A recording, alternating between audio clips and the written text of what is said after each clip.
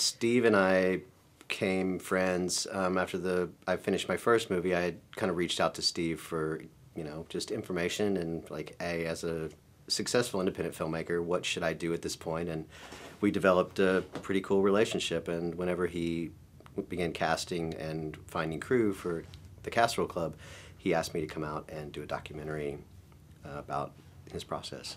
With Steve's films, usually it's a very family-like atmosphere, and kind of like a lot of the people just move from film to film with him.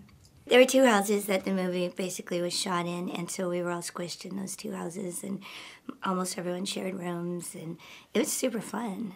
And I mean, calling the documentary Camp Casserole is really very appropriate because it did feel like summer camp for adults. Well, first of all, it's a great program to build around. From the festival's point of view, I mean, you have the film, and then you also see it's almost like a DVD package for the festival. It's like, hey, look, this is film, and then we also have the making of.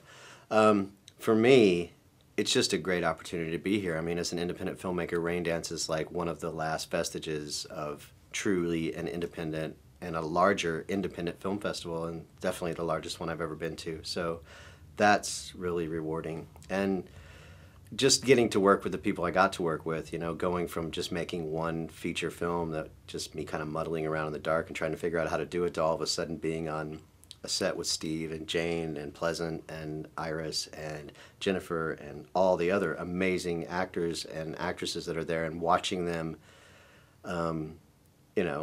act and then turn right around and not go back to a trailer but clean the floor up from the mess we just made is like, that's awesome. You don't see that on movies, or you don't visualize movies being that way. And so after going through that experience and working with, no-named actors on my film, and all of us working together like that and seeing that that's really how it's done, it really validated that entire experience for me and really told me, like, you're really on the right path here.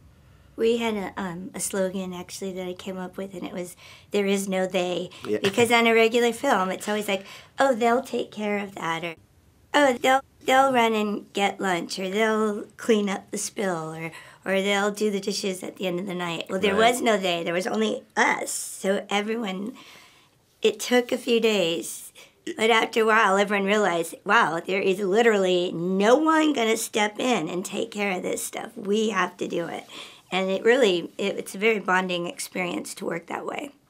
I just want people to know that it's totally possible to make these movies. You don't need studio budget. Of course, everybody would like to get paid. Like, ideally, we do these things for free, but I mean, ideally, we'd like to make a living, but to sit around and wait for that to happen that's ridiculous. Like, you have to tell these stories, and you have to create this content, and you have to just push through any way you can and not let money or attitudes or egos or the lack of the proper equipment, like, oh, I don't have a red, I don't want to shoot. That's dumb. Go buy a camera and just start shooting.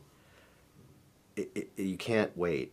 And I just hope, and it was interesting, there was a guy that was making a documentary, and that just saw the film and asked a few questions. He was like, I've never shot a documentary. How did you go about doing it? I said, honestly, the people wrote the documentary.